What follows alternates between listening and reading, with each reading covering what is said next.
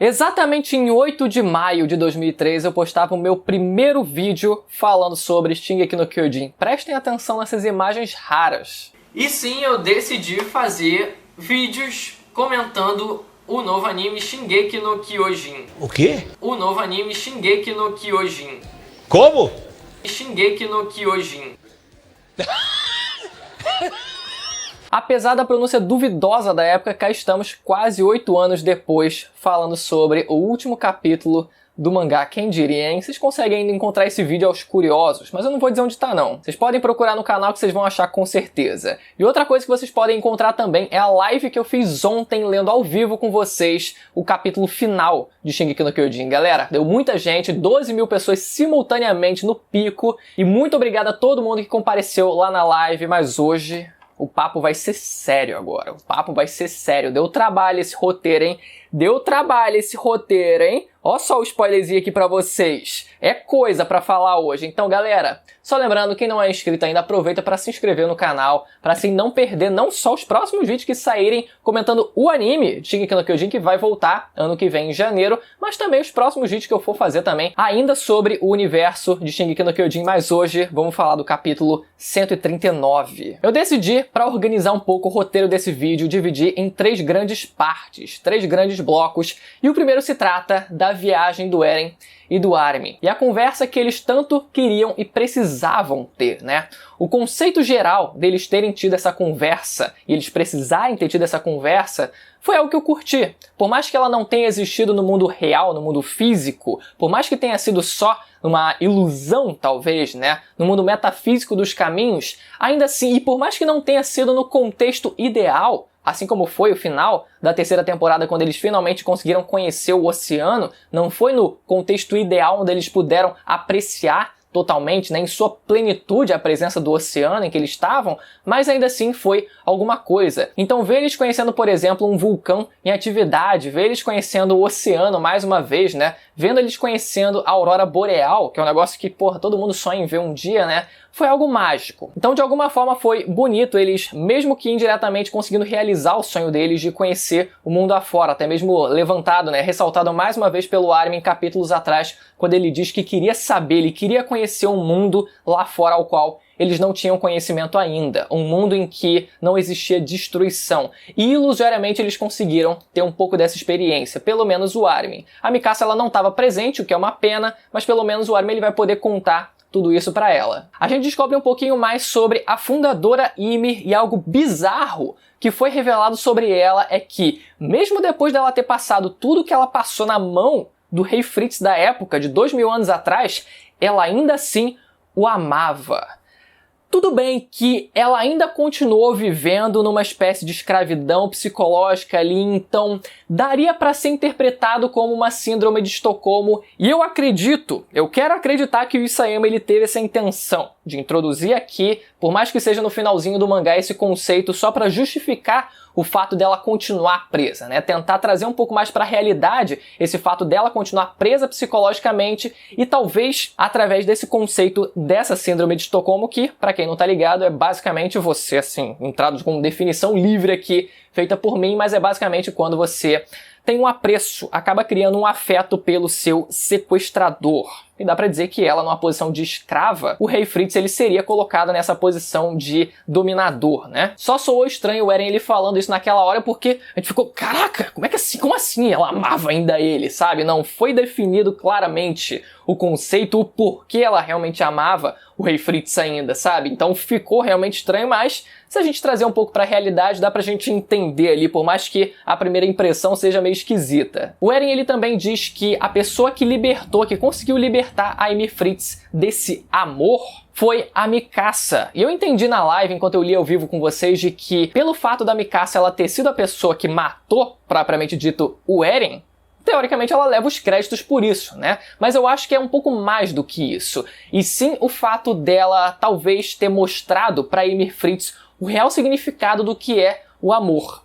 E dessa forma, nesse contexto que a gente viu nesse capítulo, do Eren ele dizendo que a Mikasa ela libertou ela desse amor, eu não sei a palavra que ele usa exatamente, né, mas cita um amor ali meio distorcido, né, um amor meio esquisito que na verdade não era exatamente amor, mas com a Mikasa ela mostrando que é amor de verdade, eu acredito que essa seja a interpretação mais viável pra gente entender essa fala onde o Eren ele diz que a Mikasa foi a pessoa quem realmente salvou a Ymir. Agora, o maior plot twist dessa viagem toda, desse capítulo, foi a gente saber que o Eren foi a própria pessoa que ordenou a Dina Fritz a devorar a própria mãe. O Eren do futuro, ele influenciou, ele instigou a própria fúria do Eren do passado, para que assim ele criasse, né, com a morte da mãe, ele criasse essa fúria, essa vontade de querer avançar. Ele também diz que não era a hora do Bertholdt morrer ainda, e a gente sabe por quê, né? Porque o Bertholdt ele precisava lá na frente ser devorado pelo Armin para que assim ele conseguisse o poder do Colossal e agora na reta final do mangá ele conseguisse parar o Eren como ele fez. Eu cheguei a fazer um vídeo alguns meses atrás falando só sobre esse tópico da Dina Fritz ela ter ignorado o Bertholdt quando aconteceu essa cena no episódio, e eu pelo visto vou ter que atualizar esse vídeo talvez mais pra frente, né? Mas a gente já tem a explicação disso. E a primeira pergunta que fica é: como exatamente o Eren ele controlou a Dina Fritz? Porque até o momento as interferências que ele fazia no tempo e no espaço ou eram só pela presença dele no ambiente, ou ele falando alguma coisa, né, sussurrando e sugerindo alguma coisa para a pessoa que ele quisesse controlar, né, tentando ali, ó, conduzir um pouquinho a história no caminho que ele queria que a história seguisse. Só que a gente nunca viu, nunca teve nenhum precedente dele influenciando o tempo e o espaço da forma como ele fez, da forma como ele aparenta ter feito nesse caso, que foi controlando o Titã da Dina Fritz. Ele não parece que sussurrou no ouvido dela e falou assim, ó, não, aquele ali não, muito sem graça. Vai lá naquela casa ali, tem uma carne bem saborosa, mais conhecida como minha mãe. Não parece que foi o caso. Parece sim que ele usou nesse caso, além do fato dele usar o poder do Titã de ataque para conseguir fazer essas viagens temporais, ele ter usado também o poder do Titã fundador, para assim ele conseguir controlar o Titã até mesmo em outro período do tempo. É algo que a gente nunca tinha visto antes,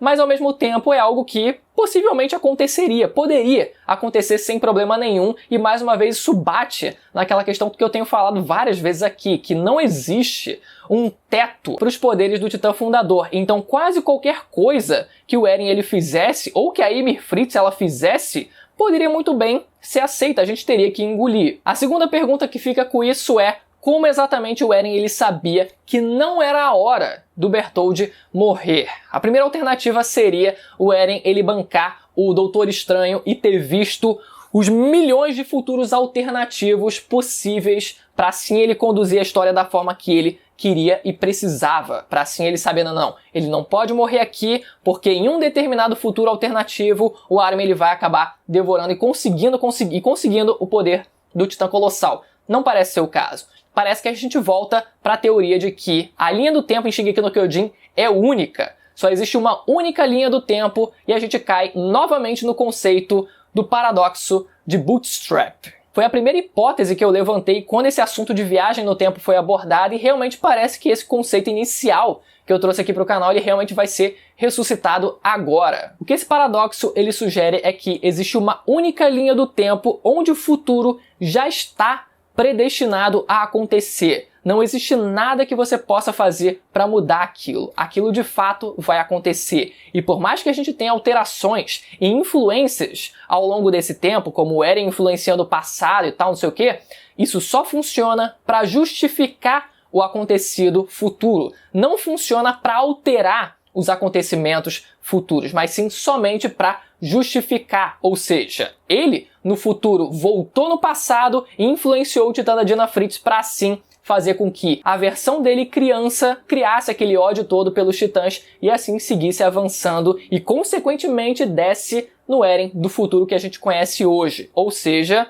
a coisa cria um paradoxo. O passado influencia o futuro influencia o passado e assim, consequentemente. É por isso que é um paradoxo, porque naturalmente não teria como isso acontecer, mas é dessa forma como Shingeki no Kyojin parece realmente trabalhar. Ainda mais por uma fala do Eren nesse capítulo onde ele diz que não existe passado ou futuro. quando se usa o poder do Titã de Ataque, né, das viagens no tempo. Ele diz que tudo existe junto, ou seja, é uma única coisa só, já predestinada a acontecer. Mas a parte onde todo mundo zoou o Eren, caiu matando em cima dele, foi quando ele agiu como um gado pra Mikasa. Olha, o mundo não dá voltas, ele capota, cara. Ele não capota, ele se atropela. Ele atropela e bate em Marte e Plutão. Não é pouca coisa, não. Só que o problema disso, ao meu ver, é que o Isayama, ele jogou o Eren pra um extremo. Quando voltou do time skip, ele voltou todo com aquela pose com aquela cara de bunda, quase que sem expressão nenhuma. Nossa senhora, ele foi de um extremo, todo lá, tipo, todo cheio de pose, não sei o que, não tenho emoções, tô fingindo aqui que não gosto de vocês, pra esse extremo. Ele saiu de um lado e foi pra outro. Foi um negócio que não tem como soar natural. Eu já me incomodava pelo fato do Eren ele agir daquela forma depois que ele voltou do time skip. Eu falei isso algumas vezes com vocês, mas óbvio que a maioria não tava ligando pra isso, tava achando muito fodão. Ele lá, tipo, e a minha jaqueta aqui, deixa eu pegar a minha jaqueta com meus 24 gomos aqui na minha barriga. E agora a gente vê esse outro extremo, pra mim também soa estranhamente igualmente estranho. Não soa natural. Pra mim, eu preferia algo muito mais sutil, que não estivesse entre esses dois extremos. E foi realmente muito, cara, foi muito artificial. A gente vê ele agindo dessa forma nesse capítulo, nessa viagem. Ele falando, tipo, eu não quero que a Mikasa ela fique com mais ninguém. Eu não quero. Pelo menos pros próximos 10 anos, Armin, não deixa ela ficar com ninguém, não. E a Mikasa, ela conseguiu, né? Tipo, passaram-se 3 anos, a gente viu depois, e parece que ela não ficou com ninguém ainda, né? Tá bem fiel lá, a cabeça lá, que tá quase virando planta já. E o pessoal zoou a Emma de The Promised Neverland e também o Midoriya em Boku no Hero, né? Não vou dar spoiler aqui não, mas eu até postei no Twitter. Vai lá no meu Twitter que eu postei isso hoje lá. Não sei se esse vídeo vai sair ainda hoje, mas eu postei hoje. É o horário que eu tô gravando. E agora sobre a página final, que não era exatamente a página final, mas era uma página que estava inserida no capítulo final. Tudo bem, dá pra gente perdoar. Que era o Grisha segurando o menino Eren. Vamos lá, falar algumas coisas sobre isso. Peraí, eu tenho que olhar o roteiro de volta. A frase que ele diz, teoricamente, você está livre. Só que essa é uma frase que talvez tenha sido traduzida errada. Não necessariamente errada, mas que no japonês e no inglês, a gente não teria essa distinção de o verbo ser e estar. Então faria mais sentido, ao invés da gente ter a frase no verbo estar, ou seja, você está livre, a gente ter a frase traduzida como você é livre. Porque você entender a frase como você está livre dá a entender perfeitamente que talvez a missão tenha sido concluída de alguma forma, o Eren ele realmente tenha conquistado o objetivo dele, mesmo que parcialmente, e assim a gente tem a criancinha lá, quem quer que seja, um adulto dizendo você está livre, agora não existem mais titãs, etc. Dava essa nuance de conclusão de alguma coisa, mas se a gente traduzir como você é livre, pra mim não parece que tem nenhum significado objetivo na obra. Eu realmente tentei entender e pode ser que vocês tenham uma interpretação melhor que a minha nesse quesito, mas essa frase, em específico nesse capítulo, era só o Grisha falando, você é livre. Tipo, você é livre pra fazer o que quiser. Você é livre pra crescer aqui, a gente tá aqui e tal. Sabe?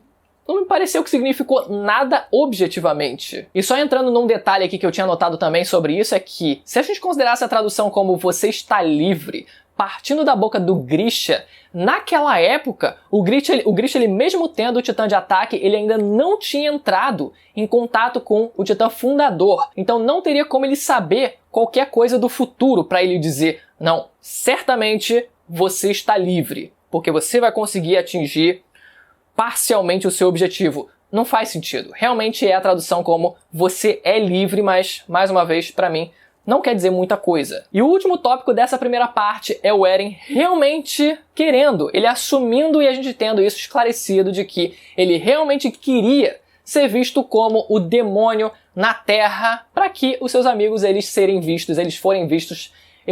vistos, foda-se a conjugação, como heróis. A síndrome de Pra quem viu Code Geass. Eu só vi a primeira temporada, então não posso dizer muito, né? Eu não cheguei na parte em que a história se conclui dessa forma e eu não sei avaliar a comparação de qualidade do mérito de cada um, a forma como cada um aplicou esse conceito de se tornar o vilão para o mundo. Então eu não sou capaz de opinar sobre isso. Mas assim, mesmo que tenha sido um conceito repetido, não é um conceito extremamente manjado ou extremamente batido que não pudesse ser repetido. Ao meu ver, não teve problema nenhum ele ser replicado aqui também. Agora vamos para a segunda parte desse vídeo, que é a resolução do conflito depois que a gente sai da viagem do Armin e do Eren. A Mikasa, ela volta com a cabeça do Eren e, nossa, eu fiquei muito incomodado com aquilo, tipo, mano, nem pra botar, tipo, ela poderia ter colocado o cachecol em volta, assim, só pra, sabe, cobrir e não ficar tão...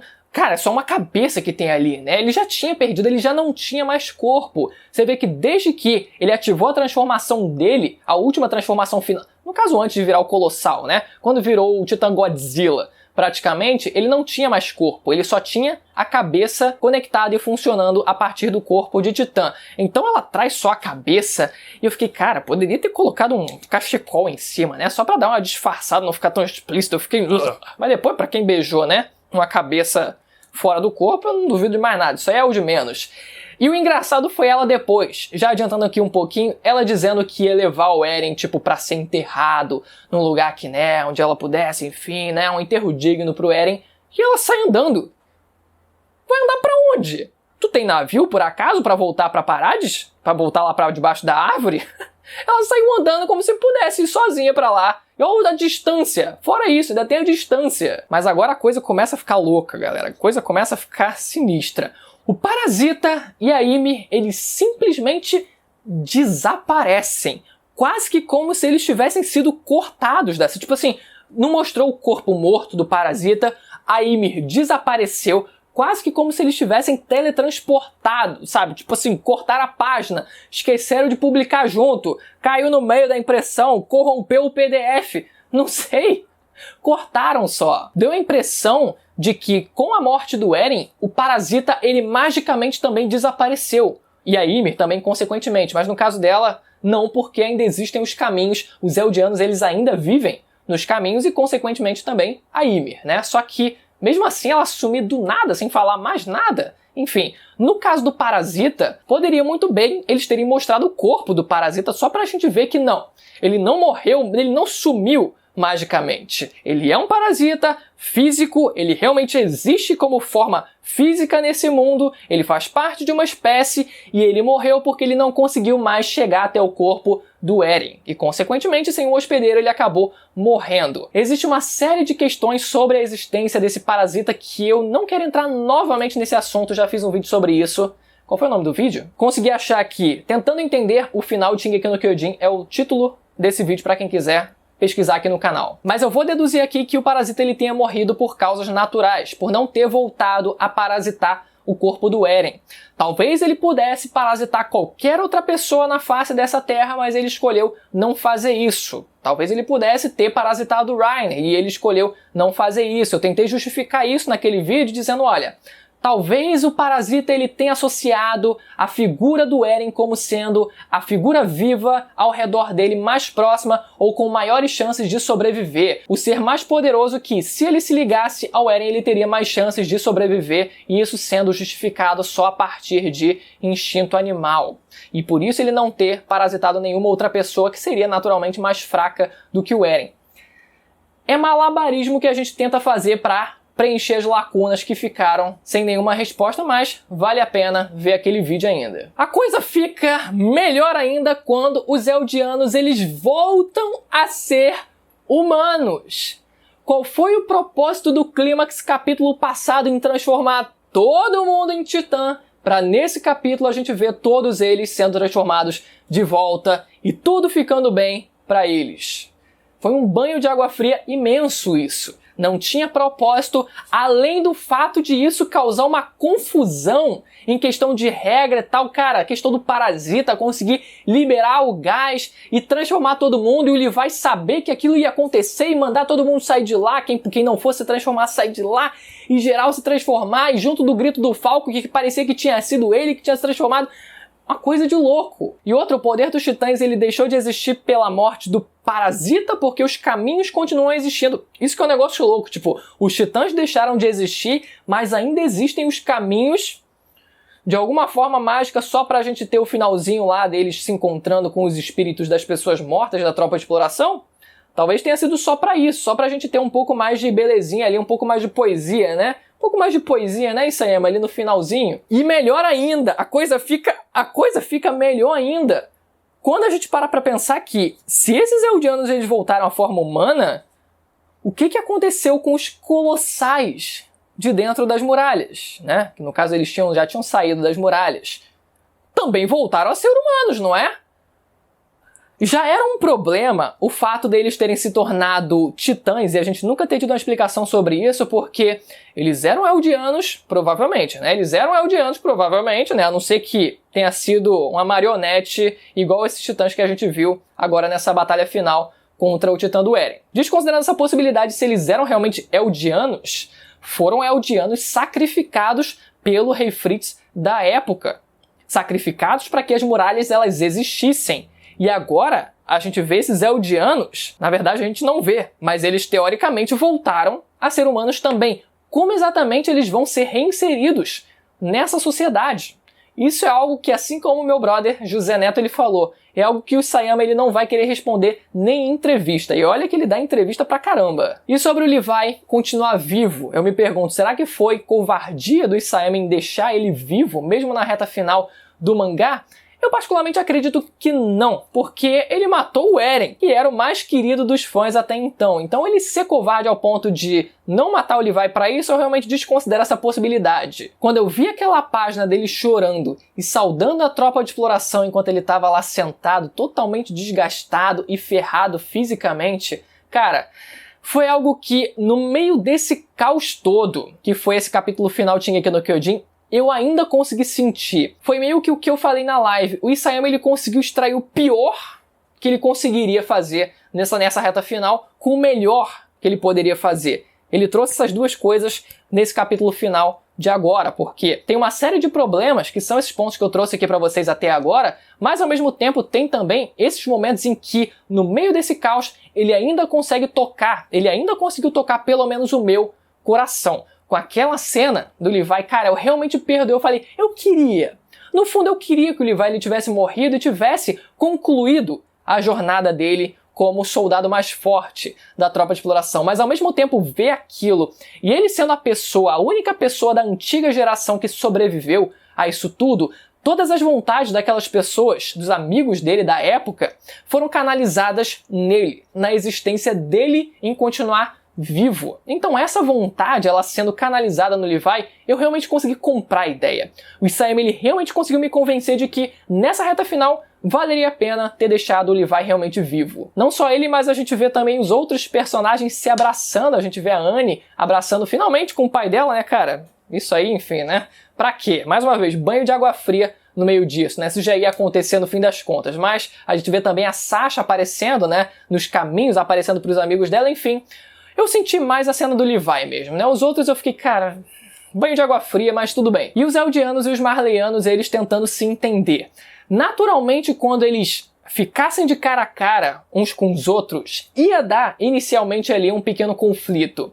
Esse conflito eu acredito que ele poderia, e talvez ele fosse mais arrastado se a gente tivesse mais páginas para serem gastas, né? Eu senti que foi meio rápido ali, tipo, o Armin falando, mas a gente não se transformou até agora, então vocês têm que acreditar em mim, mano. Por mim dava um teco assim, só em um Eldiano, só pra falar assim, não, deixa eu testar de verdade assim, dava um teco, pau, e dava um tiro em algum Eldiano e falava assim, não, beleza, ninguém se transformou ainda, então dá pra acreditar, porra, um de vocês morreu e vocês não fizeram nada ainda, então tá tranquilo, acho que vocês realmente perderam o poder dos titãs. Agora a terceira parte, o time skip de 3 anos, que começa com a gente vendo a história, o filho dela, a filhinha dela na verdade, né, uma menininha bem bonitinha, e o fazendeiro pai da criança, realmente era o fazendeiro Randall, né, não adiantou fazer teoria da conspiração, mas cara, não era uma teoria da conspiração tirada do nada. Vocês lembram daquele frame onde uma determinada pessoa, com um sobretudo aparentemente igual ao do próprio Eren, ao que o Eren ele estava usando até então, fazia sentido ele visitando a história e também o fazendeiro, ele ter alguma influência e a gente ter uma sugestão de que talvez não tenha sido o fazendeiro que engravidou a história. Fazia sentido sim essa hipótese. Infelizmente não se comprovou como verdadeira, mas eu fico assim, quem era exatamente aquela pessoa e se era realmente o Eren? O que exatamente ele foi fazer ali? Ele foi tentar tocar na história mais algumas vezes só pra ele ter mais vislumbres do futuro, só pra ele poder viajar um pouco mais no espaço-tempo? A gente não teve nenhum indício disso. Parece que as únicas vezes em que ele realmente teve acesso total e pleno a esse poder de viajar no tempo foi quando ele tocou na história da primeira vez, que foi lá na cerimônia, né, das medalhas, enfim, no final da terceira temporada, e depois quando ele tocou no Zeke. A gente fica sabendo também como ficou a situação política do mundo e também de Parades, mas principalmente de Parades. Os Jaegeristas, eles não tomaram completamente o poder porque eles respeitaram, por algum motivo, a autoridade da história como rainha. E ela sendo a pessoa que, através da autoridade dela, tenta mediar um pouco as coisas entre a facção Jäger e também a aliança, que um dia eles lutaram, né? 3 anos atrás eles estavam se matando. Mas além disso, a gente vê também que várias pessoas, vários civis, eles estavam lá, Tatakae!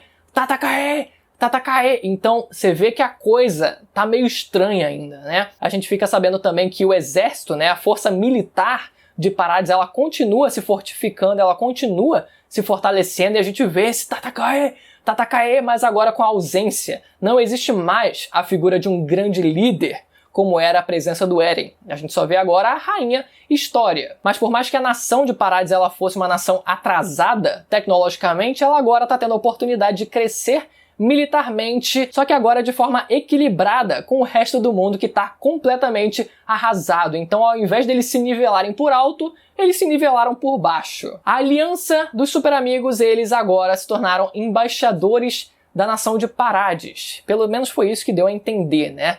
Parece que, na verdade, ficou um pouco confusa essa parte pra mim. Parecia que eles estavam voltando para a ilha de Parades, ao mesmo tempo em que era dito que eles estavam indo para uma missão de será que eles vão entender a gente? Será que a gente vai conseguir conversar com eles e tal, né? Enfim, mas parece que agora eles têm pelo menos alguma voz no mundo, né? Pelo menos eles vão tentar conversar com o mundo, que era o que eles queriam fazer, que era o que essas pessoas elas queriam fazer. Claro que é dito no meio disso tudo que nem tudo são flores. Os conflitos eles são inevitáveis. Isso é colocado ali bem claro. Conflitos são inevitáveis, mas pelo menos agora eles têm a voz necessária para eles tentarem fazer isso. Um processo diplomático para eles tentarem se entender. O Levi aparece cego de um olho, aquilo eu achei bem forte quando eu vi da primeira vez, quando eu vi na live ontem. E ele também tá numa cadeira de rodas, sendo empurrado ali pela Gabi e pelo Falco.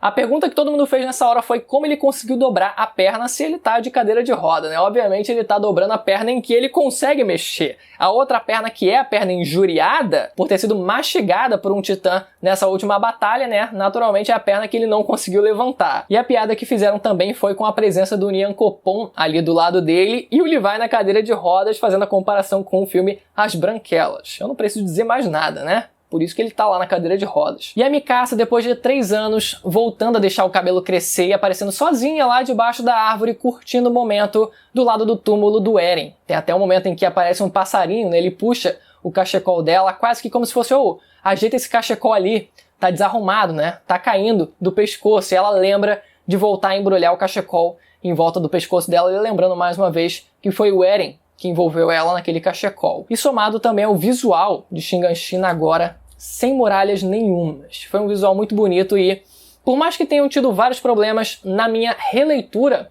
para fazer esse roteiro, eu realmente consegui me emocionar com esse encerramento. No meio da live a gente sempre fica com a emoção à flor da pele, mas quando a gente para pra ler, quando eu paro pra ler sozinho e tenho o meu momento e tenho o meu espaço, é realmente quando eu consigo me abrir e realmente conseguir curtir a leitura. Mas enfim, uma série de problemas nessa reta final de Shingeki no Kyojin, mas também uma série de qualidades que também precisam ser lembradas. Se você ficou até o final do vídeo, por favor, lembre-se de se inscrever no canal e ativar o sininho para não perder a notificação dos próximos vídeos que forem sair aqui ainda sobre Shingeki no Kyojin, tanto do anime quanto do mangá. A gente ainda vai falar várias coisas sobre esse universo, então não deixe de estar inscrito. Se você ficou até aqui, até o final, com certeza você vai se inscrever. Foi uma longa jornada, quase 8 anos, mas a jornada continua, ela ainda não terminou. Beleza, galera? Até a próxima.